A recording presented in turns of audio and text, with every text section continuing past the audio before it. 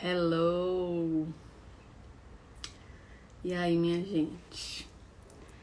Estamos aqui para nos prepararmos para o Natal, que está chegando, né? Domingo já começa o Advento, então resolvi aparecer aqui pra gente tentar receber o Menino Jesus da melhor forma, se preparar como pudermos para este grande acontecimento que é o Natal do Senhor em nossas vidas, né?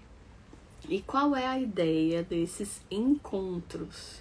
Bom, a ideia é nós contemplarmos algumas figuras do presépio, né? E a partir do seu olhar e dos seus ensinamentos, do que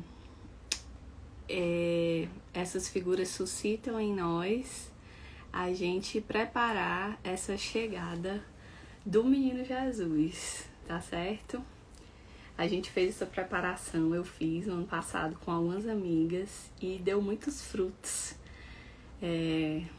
Foi um tempo muito feliz e eu espero que agora isso aconteça novamente com todo mundo que vai ser alcançado por essa meditação, tá bom?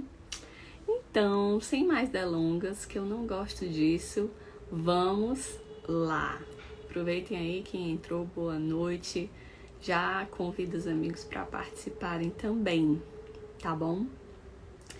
Então, gente, a ideia é que a gente tenha assim um encontro cheio de fé e de amor com esse Cristo que vai nascer.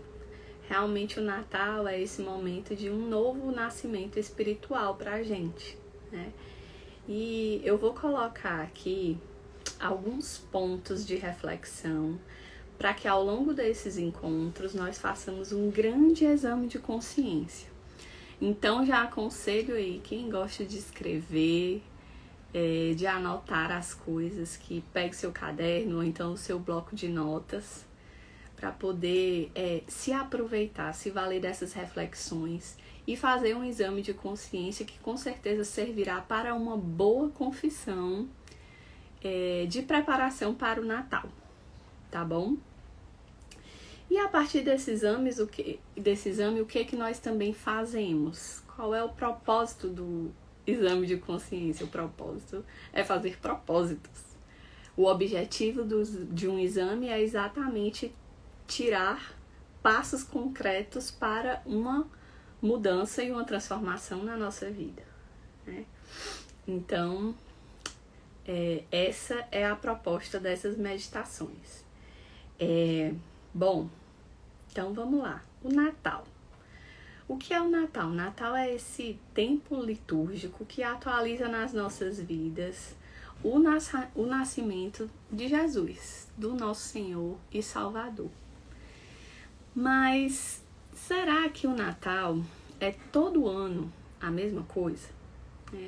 Eu não sei vocês, mas eu já tive esse pensamento e esse movimento assim, interior, meio baixo astral dentro de mim há algum tempo atrás, sabe? Assim, Natal meio, ai que saco, Natal de novo. Aquela mesma coisa, vou para um canto, vou para o outro, faço uma peregrinação, vejo a mesma pessoa. Teve uma época que eu andava assim meio impregnada no Natal, porque eu realmente não sabia do que se tratava. Eu não estava em contato com o que era de verdade que acontecia no tempo do Natal. Então, nesses tempos litúrgicos especiais, o que acontece de verdade na nossa vida? É um tempo especial, um tempo de graça que não é comum. Tanto que os outros tempos, né, tem muito tempo que é comum, né? Estamos vivendo a semana do tempo comum, mas o Natal não é um tempo comum. O Natal é realmente um tempo especial da graça de Deus. E por isso, né, esse encontro com Cristo, né, essas graças que Ele está derramando, essa renovação espiritual ela pode se atualizar com grande facilidade na nossa vida. Essa renovação da nossa fé, da esperança, do amor, enfim, é um tempo diferente.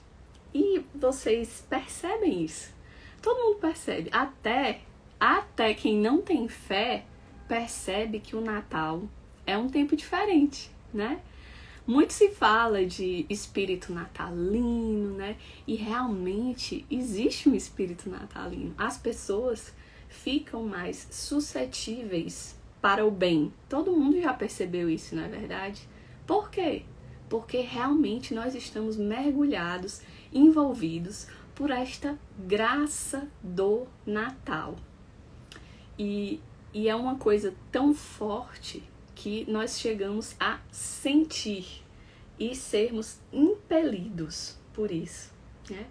Então, se quem não tem fé consegue notar isso, quem tem, né? Nós que estamos aqui, acredito que temos fé, precisamos mais ainda mergulhar nesse tempo especial, sermos alcançados e transformados por Ele. E isso é uma coisa muito legal da gente falar para as pessoas, para incentivá-las a não viver esse tempo como um outro qualquer, ou da mesma forma todos os anos, né? De uma maneira muito ativista, sem realmente olhar para a bondade que paira no ar, para a parte de aprofundamento espiritual, né? Então, as pessoas, às vezes a gente pode encontrar alguém perto de nós mais borocochô, mais desanimado em relação a esse tempo do Natal, e nós podemos dizer, olha, esse tempo, aproveita, é um tempo especial, é um tempo da graça de Deus, é um tempo que você pode se aproximar dele com mais facilidade, com mais confiança. Aproveite para fazer uma coisa boa, aproveite para fazer o bem para os outros, porque a graça está aí, está à disposição. Então, não deixe passar, não perca essa oportunidade. E aí, gente, eu fiquei pensando, como nós podemos fazer desse Natal um Natal inesquecível? Já que é um tempo especial, então como eu posso trabalhar para fazer desse Natal um Natal diferente dos outros, que traga algo novo para a minha vida, né? E eu lembrei da história de uma família que era uma família muito abastada, tinha muita condição e sempre passava assim o Natal de maneira, né, bem festiva, com muitas comemorações, presentes e tudo. E um belo dia eles tiveram assim uma queda no seu status social e precisaram passar um Natal mais simples. Então eles resolveram que, ao invés de serem aquela casa que é de anfitriões, né, eles foram visitar uma pessoa, levaram algumas coisas e foram passar o Natal com alguém que não passavam há muito tempo. E muito tempo depois, quando eles já estavam com uma vida mais, né, com uma vida melhor, recuperado mais esse status e tudo, já estavam bem, eles ainda lembravam desse Natal, que havia sido o Natal mais simples, o Natal que eles não fizeram grandes coisas, vamos dizer assim, que eles foram visitar uma pessoa, mas no coração de todos da família, aquele havia sido o Natal inesquecível. Ora, vejam só. Então, essa historinha serve para mostrar pra gente que algo inesquecível, né? Fazer deste Natal uma data inesquecível, um Natal inesquecível, não significa fazer algo grandioso. Ai, meu Deus, para fazer um Natal inesquecível, tenho que dar uma festona, eu tenho que dar 1 milhão de presentes, decorar minha casa perfeitamente. Não é disso que a gente está falando, né? O Natal inesquecível é aquele em que você faz algo importante, algo que vai de alguma forma transformar e fazer a diferença na sua vida. Pode ser que, como dessa família, você faça uma visita a alguém que você não visita há algum tempo. Mas esse Natal pode ser inesquecível porque foi o Natal que você leu um evangelho todo, por exemplo. Ou que você montou o presépio bem bacana na sua casa, com seus filhos, se você tiver filhos, que as crianças adoram, né? Ou foi um Natal que você se confessou e há muito tempo você já não se confessava.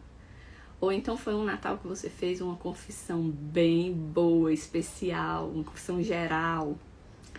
Um Natal que você se reconciliou com alguém e por isso você vai lembrar dele para sempre. Enfim, existem muitas maneiras da gente fazer desse Natal um Natal inesquecível. Basta a gente ter um pouco de boa vontade e criatividade. Certa vez perguntaram para um artista, essa é uma história muito boa também, qual é a melhor obra que ele já havia feito, qual era, né, a sua obra favorita. E ele respondeu, a próxima. Então que esse Natal a gente olhe dessa forma, né? Caramba, qual vai ser o meu melhor Natal? O próximo. E que sempre seja assim, né? Que o próximo Natal eu também tenho essa meta de fazer dele o melhor de todos. Então, como eu disse para vocês, a gente a cada encontro contemplar uma figura do presépio. E hoje nós vamos começar por quem ganha um doce, quem adivinhar? Claro, por Nossa Senhora, né? Não dá para começar por outra pessoa. E por quê, né? Porque além de ela passar na frente de tudo, porque o Natal começou com ela. O Natal, o que a gente celebra? Isso é importante. O que a gente celebra no Natal?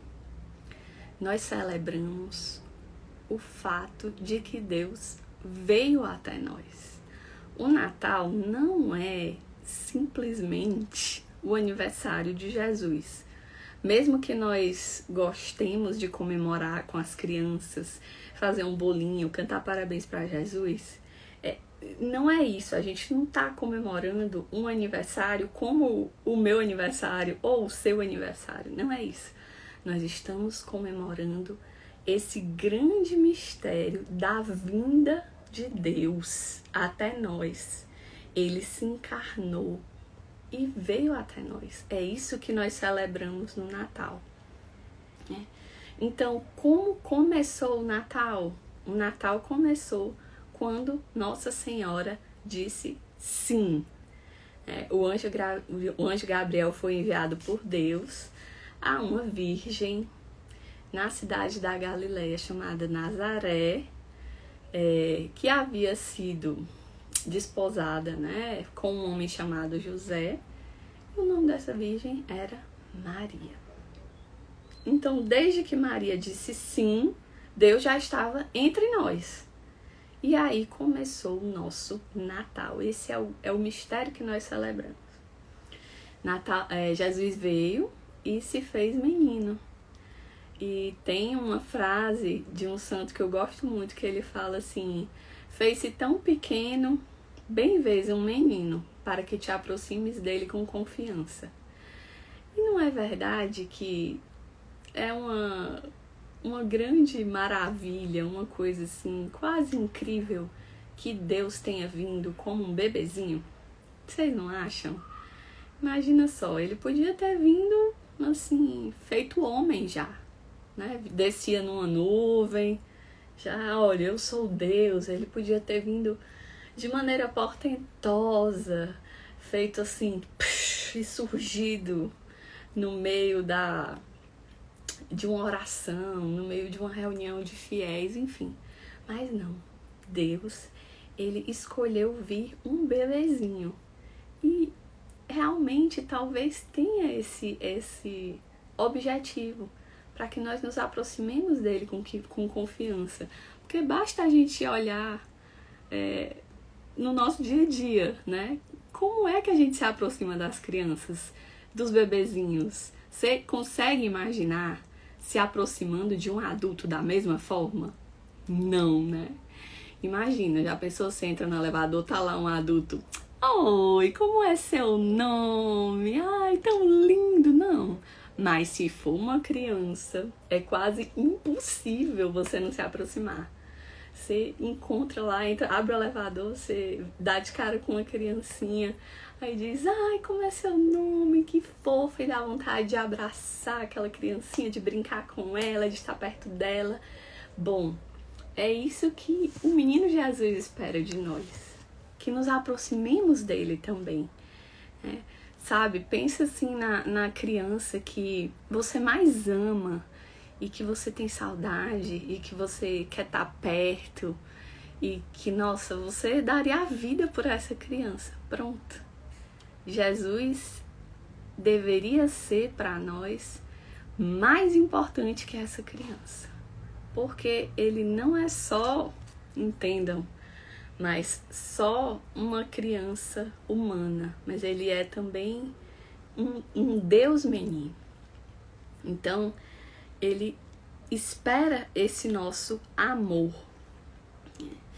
Bom, então, vamos pensar aqui que depois de uma noite escura de muitos séculos, de muitos profetas que esperavam a vinda do Messias, daquele que era o prometido, do rei, depois de muito, muito tempo, ele veio. E eu gosto de pensar que um dos motivos, grandes motivos que ele veio exatamente nessa época é porque Maria estava aqui. Maria estava sobre a terra.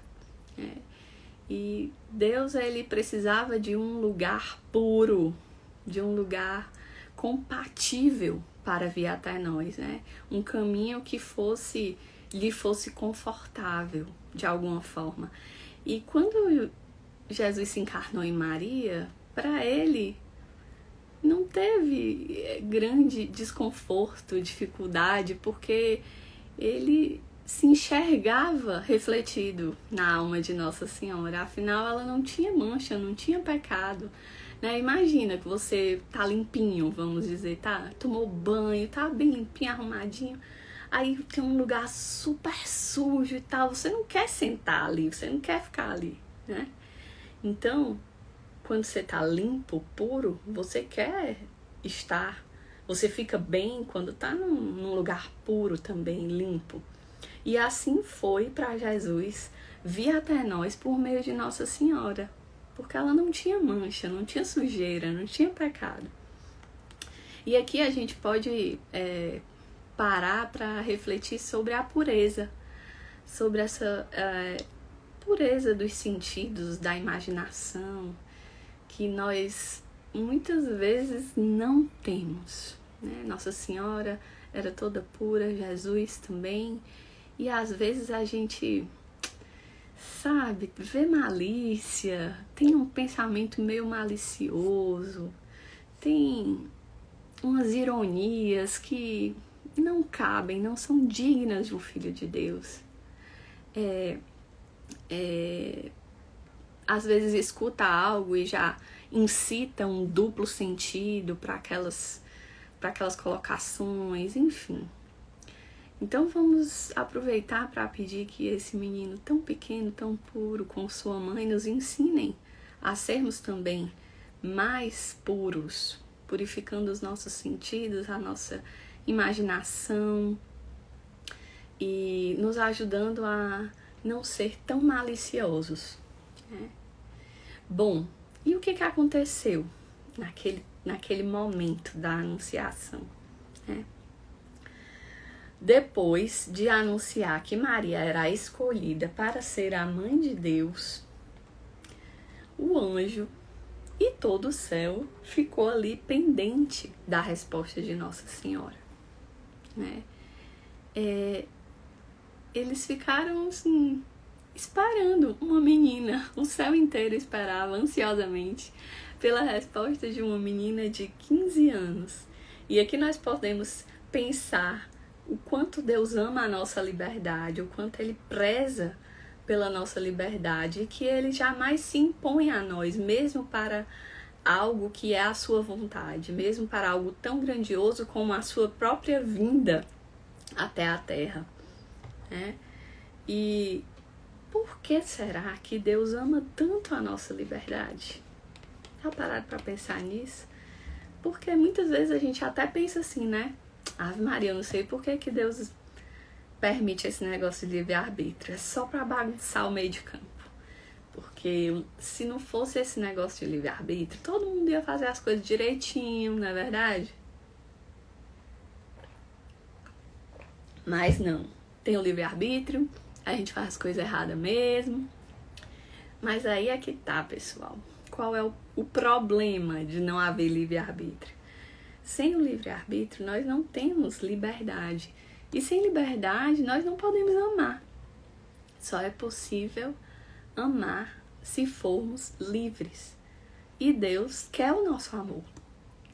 Ele deseja, Ele anseia pelo nosso amor, né?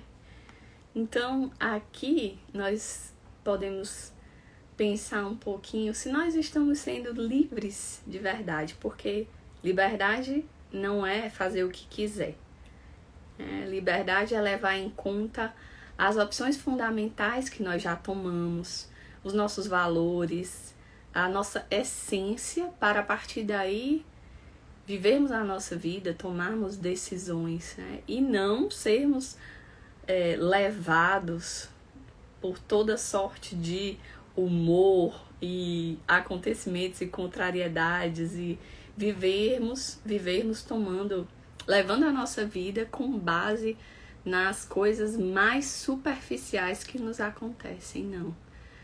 Quando somos livres, somos capazes de levar em conta aquilo que é mais essencial para nós.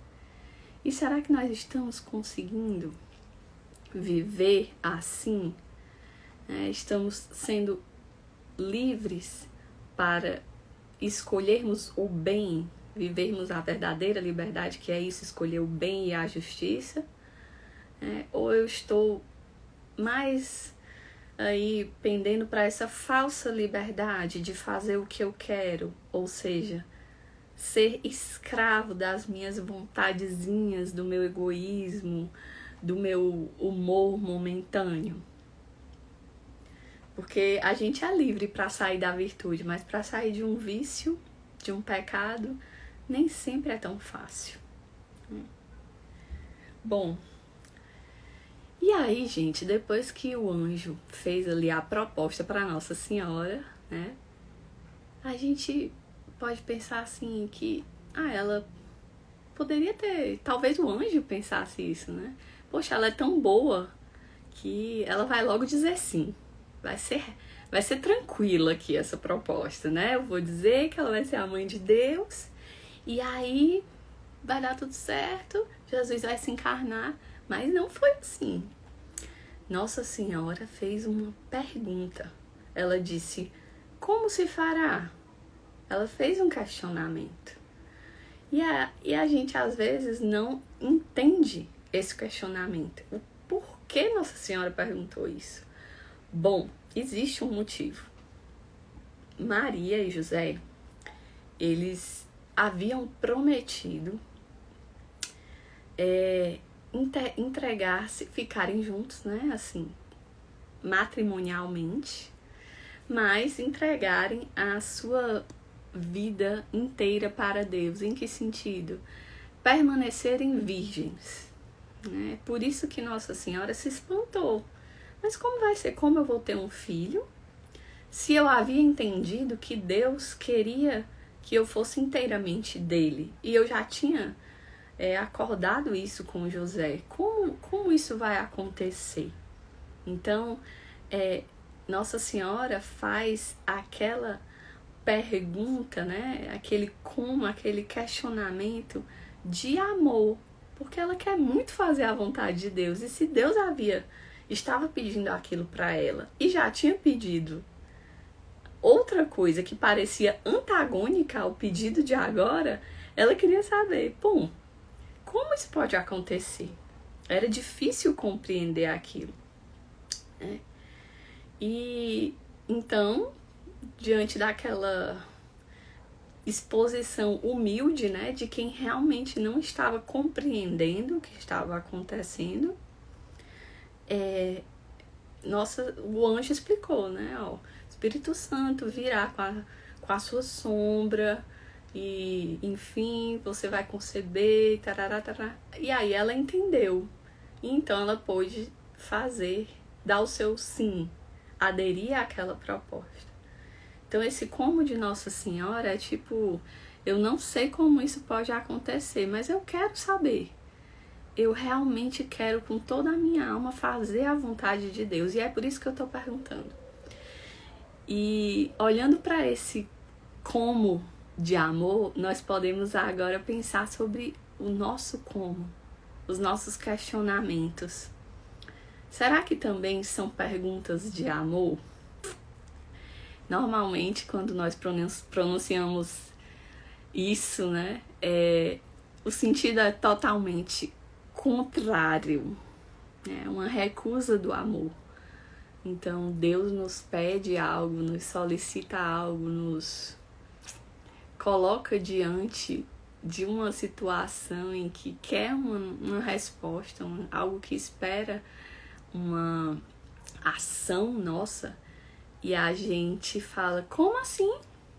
Como assim? Como é que eu posso fazer isso? Como é que eu posso fazer isso se eu não sei? E aí a gente começa a listar uma série de desculpas, né? Como eu posso fazer isso se eu não tenho tempo? Como é que eu vou fazer isso, Jesus? Se eu não tenho condição, como é que eu vou fazer isso? Se eu não tenho, sendo bem sincera, né? Se a gente fosse, mas quase a gente não chega nisso, né? Se eu não tenho vontade, se eu não tô afim de fazer isso. Então a gente faz esse questionamento para tirar o nosso corpo fora, para se omitir, né? Para não sair do meu egoísmo.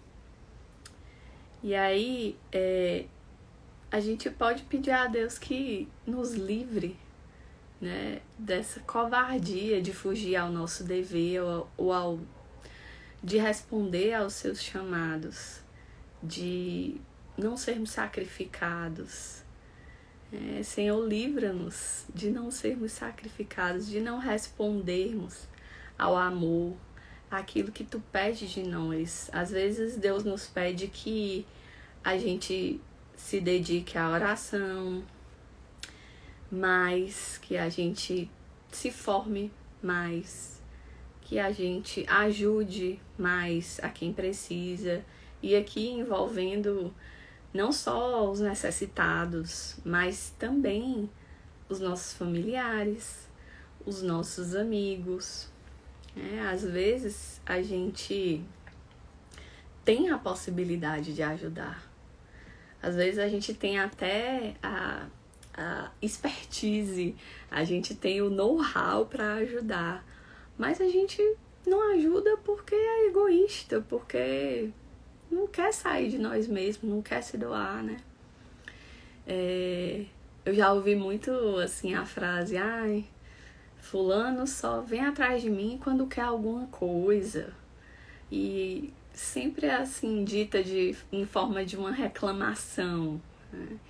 Só que, graças a Deus, ainda bem que vem atrás de você quando precisam de alguma coisa, porque isso quer dizer que você serve para alguma coisa, que você é útil, que você pode ajudar. E não, a gente tantas vezes fica triste em poder ajudar, em vez de se alegrar por essa oportunidade de servir, de ofertar algo que você tem como ofertar, um dom que você tem, um conhecimento que você tem, ou uma condição específica, um material, enfim. Bom, às vezes a gente se esquiva até do nosso próprio dever, né? Como é que eu vou, sei lá, um dever de Estado, por exemplo. eu tenho que cuidar dos meus pais na velhice, eu tenho que cuidar do meu marido, dos meus filhos, educar os meus filhos, cuidar da minha casa, né? Enfim. Então, tantas vezes a gente fala assim, eu não sei fazer isso e pronto. Tá, mas você tem que dar um jeito.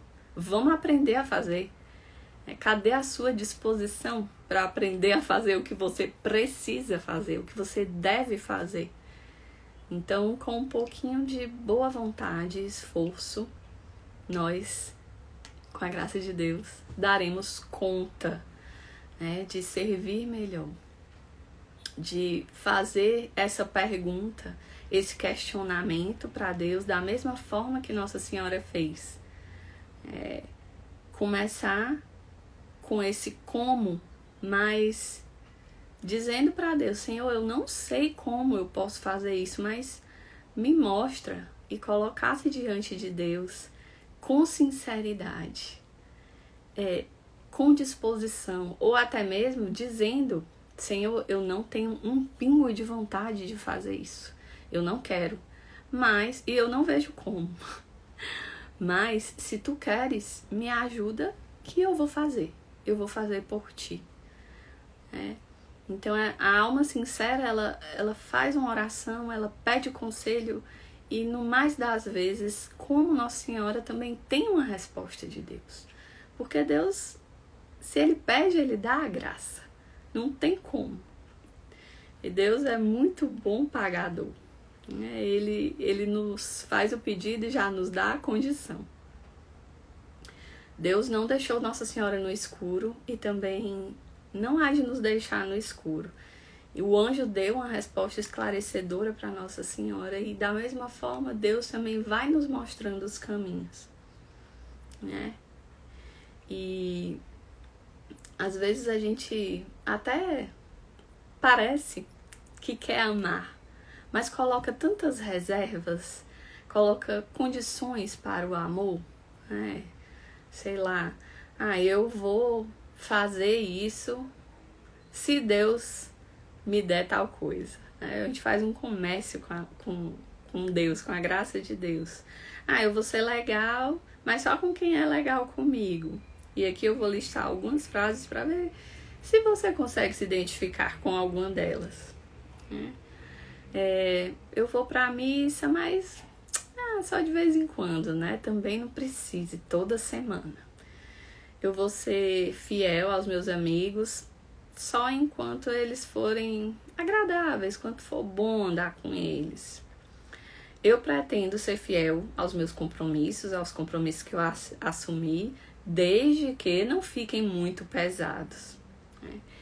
Então, essas condições não são próprias de quem ama, porque aquela frase conhecida, a medida do amor é o quê? Amar sem medidas, né? O amor tudo suporta, tudo crê, tudo espera, enfim.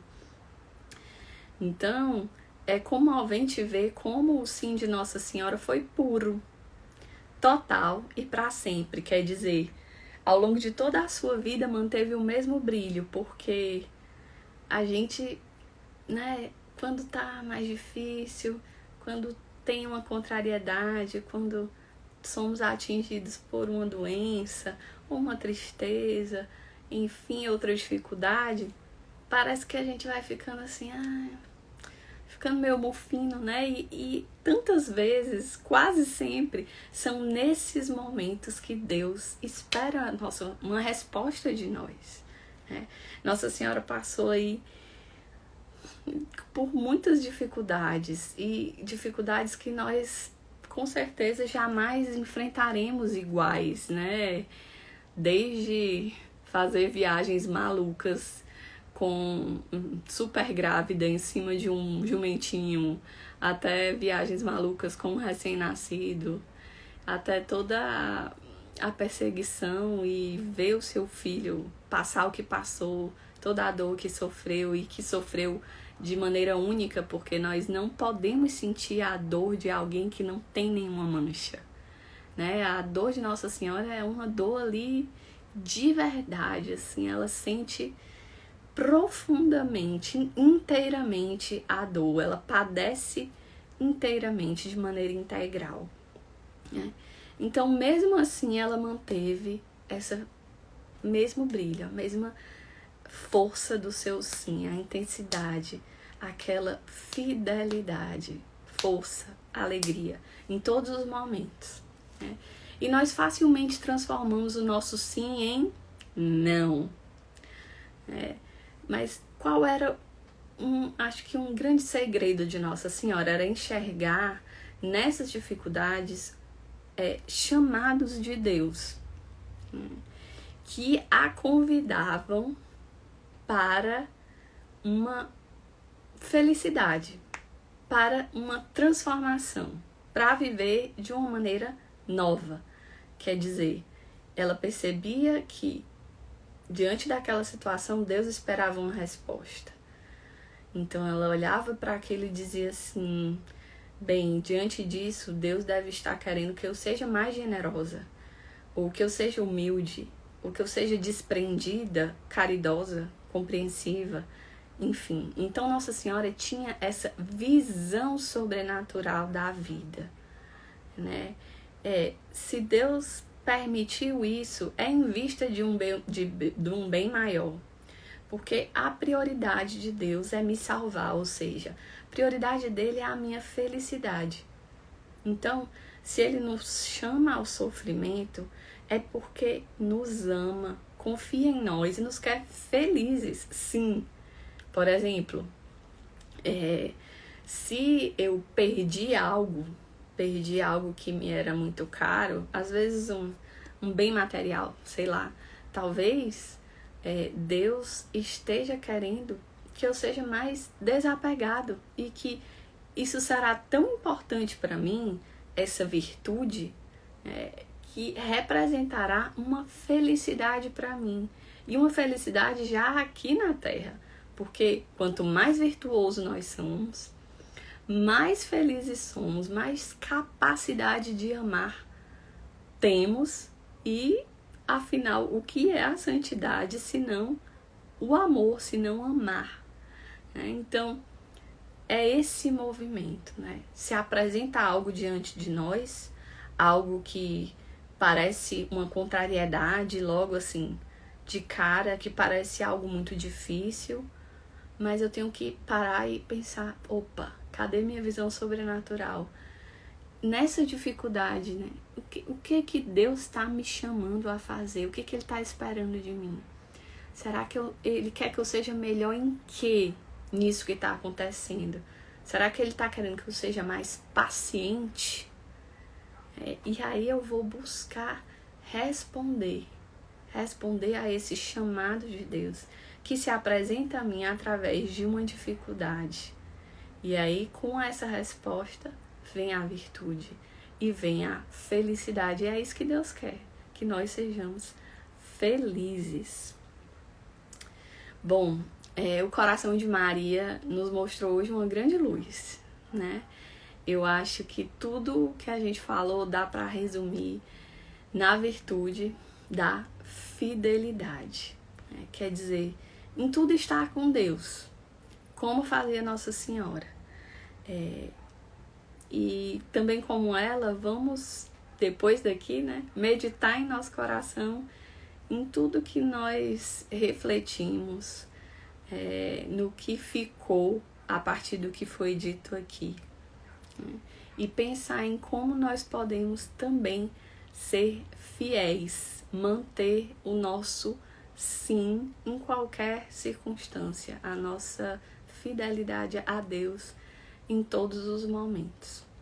E para terminar, vou ler aqui uma frase de São José Maria que casa muito com tudo que a gente falou. Olha com que amor se abraça a cruz. Aprende com ele. Jesus leva a cruz por ti. Tu leva-a por Jesus. Mas não leves a cruz de rastro. Leva-a erguida, a prumo.